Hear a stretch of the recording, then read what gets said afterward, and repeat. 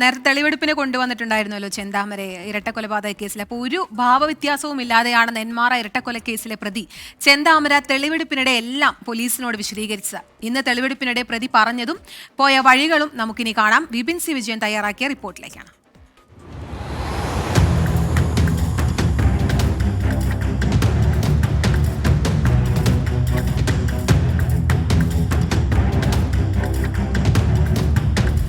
കൃത്യം 12:28 കനത്ത പോലീസ് അകമ്പടിയോടെ ചെന്താമരയെ തെളിവെടുപ്പിനായി ഈ ബോയിൻ നഗറിൽ എത്തിച്ചു. ഇതാണ് ചെന്താമരയുടെ വീട്. ഇവിടെ നിന്ന് പുറത്തേക്ക് ഇറങ്ങി വന്ന് ഇതാ നമ്മൾ ഈ കാണുന്ന ഈ ഒരു വളവ്, ഈ ഒരു പ്രദേശത്ത് വെച്ചാണ് ആദ്യം സുധാകരനെ വെട്ടിക്കൊലപ്പെടുത്തുന്നത്. സ്കൂട്ടറിൽ സഞ്ചരിക്കുകയായിരുന്നു ആ സമയത്ത് സുധാകരൻ.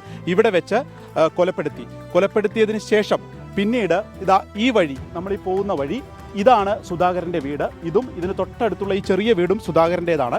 ഈ വീട്ടിലാണ് ലക്ഷ്മി അമ്മയും മകൻ സുധാകരനും താമസിച്ചിരുന്നത്. അപ്പോൾ ഇവിടെ വെച്ച് സുധാകരനെ വെട്ടിക്കൊലപ്പെടുത്തുന്നത് കണ്ട് ആ ശബ്ദം കേട്ടത് ലക്ഷ്മി അമ്മ ഈ വീട്ടിൻ്റെ ഉള്ളിൽ നിന്ന് പുറത്തേക്ക് ഇറങ്ങുകയായിരുന്നു. അങ്ങനെ ഇറങ്ങിയപ്പോൾ ഇതാ ഈ വഴി വാളുമായി പോവുകയായിരുന്ന ചെന്താമര ഇവിടെ വെച്ചാണ് പിന്നീട് ഈ ലക്ഷ്മിയെ കൊലപ്പെടുത്തുന്നത്. ഇവിടെ വെച്ച് വെട്ടിക്കൊലപ്പെടുത്തിയതിന് ശേഷം പിന്നീട് അയാൾ വീണ്ടും ഈ വീട്ടിലേക്ക് തന്നെ കയറുന്നുണ്ട്. ഇതാണിപ്പോൾ ഈ തെളിവെടുപ്പിനിടെ പറഞ്ഞിരിക്കുന്നത്. വീണ്ടും ചെന്താമര സ്വന്തം വീട്ടിലേക്ക് കയറി അവിടെ വാള് വെക്കുന്നു. അവിടെ ഈ കൊടുവാള് വെച്ചതിന് ശേഷം പിന്നീട് പുറത്തേക്ക് ഇറങ്ങി ഇതുവഴി ഓടുകയായിരുന്നു. ഇതാ ഈ വഴിയാണ് ഓടുന്നത്. ഇവിടെയാണ് ലക്ഷ്മി അമ്മയെ കൊലപ്പെടുത്തിയത്. തൊട്ടുമുകളിൽ സുധാകരനെയും കൊലപ്പെടുത്തി. അപ്പോൾ ഈ വെട്ടുകത്തി വീട്ടിൽ വെച്ചതിന് ശേഷം പിന്നീട് ഇതാ ഈ വഴി, ഇതാ ഇങ്ങനെയാണ് അയാൾ പോയിരിക്കുന്നത്. ഈ പാടത്തിൻ്റെ ഈ വഴികളിലൂടെയാണ് പിന്നീട് പോയിരിക്കുന്നത്. അതാണ് ഇപ്പോൾ പോലീസിനോട് പറഞ്ഞിരിക്കുന്നത്. പിന്നീട് അങ്ങോട്ട് നോക്കത്താ ദൂരത്തോളം പാടമാണ്. അതിൻ്റെ ഒരു വശത്താണ് ഈ പറഞ്ഞിട്ടുള്ള കാട് ഉള്ളത്.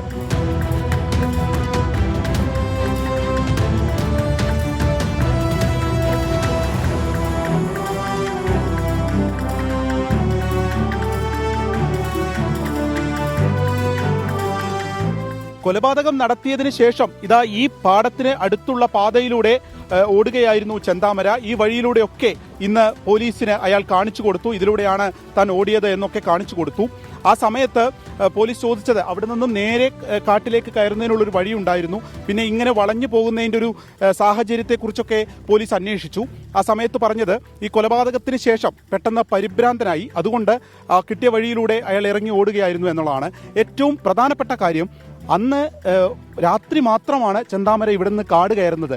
അതുവരെ നമ്മൾ ഈ കാണുന്ന ഈ പാടത്തോ അല്ലെങ്കിൽ അവിടുത്തെ കുറ്റിക്കാട്ടിലോ അവിടെ എവിടെയൊക്കെയോ അയാൾ ഒളിച്ചിരിക്കുകയായിരുന്നു. ഈ നാട് മുഴുവൻ പ്രതിക്ക് വേണ്ടി തെരച്ചിൽ നടത്തുമ്പോഴും ചെന്താമര ഈ പ്രദേശത്തിൻ്റെ ഓരോ ഭാഗവും അറിയാവുന്ന ചെന്താമര ഇവിടേക്ക് ഒളിച്ചിരിക്കുകയായിരുന്നു.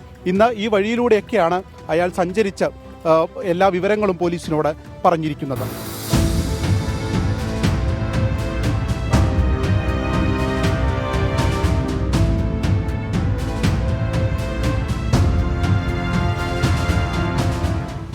വീട്ടിൽ നിന്ന് ഏകദേശം ഒരു 500 മീറ്റർ പിന്നിട്ടിട്ടുള്ള ഇതാ ഈ സ്ഥലത്ത് എത്തിയപ്പോൾ ഇവിടെയാണ് മൊബൈലിന്റെ സിമ്മ് വലിച്ചെറിഞ്ഞിരിക്കുന്നത് എന്നാണ് തെളിവെടുപ്പിനിടെ ചെന്താമര പറഞ്ഞിരിക്കുന്നത്. ഇവിടെ പോലീസ് ഒരു പ്രാഥമികമായ പരിശോധന നടത്തുകയും ചെയ്യും. തൊട്ട് താഴെ നമുക്കറിയാം നെൽവയലാണ്. അപ്പോൾ അതിലേക്ക് വീണിട്ടുണ്ടാകുമോ, എന്തായാലും ഈ പ്രദേശത്ത് കളഞ്ഞു എന്നുള്ളതാണ് പോലീസിന് നൽകിയിരിക്കുന്ന മൊഴി. അതിനുശേഷം നമ്മൾ ഈ കാണുന്ന ഈ വഴിയിലൂടെ താഴത്തേക്ക് അന്നിറങ്ങി ഓടി. പിന്നീട് അത് ആ വയൽ മുഴുവൻ ചുറ്റിയാണ് അയാൾ കാട്ടിലേക്ക് കയറുന്നതിന് മുൻപ് അതുവരെയും പോയിട്ടുണ്ട്.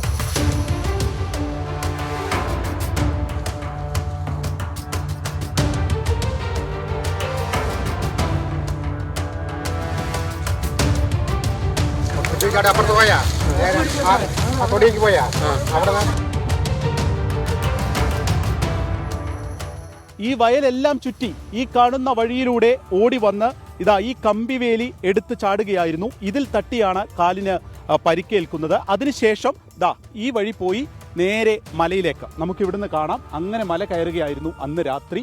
നാടൊട്ടുക്ക് ഇയാൾക്ക് വേണ്ടി തിരച്ചിൽ നടത്തുമ്പോൾ ഈ വഴി അന്ന് കയറി പിന്നീട് മലയിലേക്ക് പോവുകയായിരുന്നു. ഇത്രയുമാണ് ഇന്ന് പോലീസിന് അയാൾ കാണിച്ചു കൊടുത്തിരിക്കുന്നത്.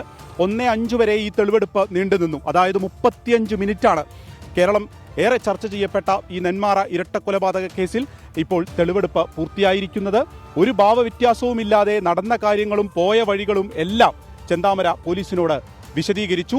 ഇനി നാളെ ഈ വെട്ടുകത്തി വാങ്ങിയ സ്ഥലത്തുകൂടി എത്തിച്ച് തെളിവെടുപ്പ് പോലീസിന്റെ ഭാഗത്തു നിന്ന് ഉണ്ടാകും.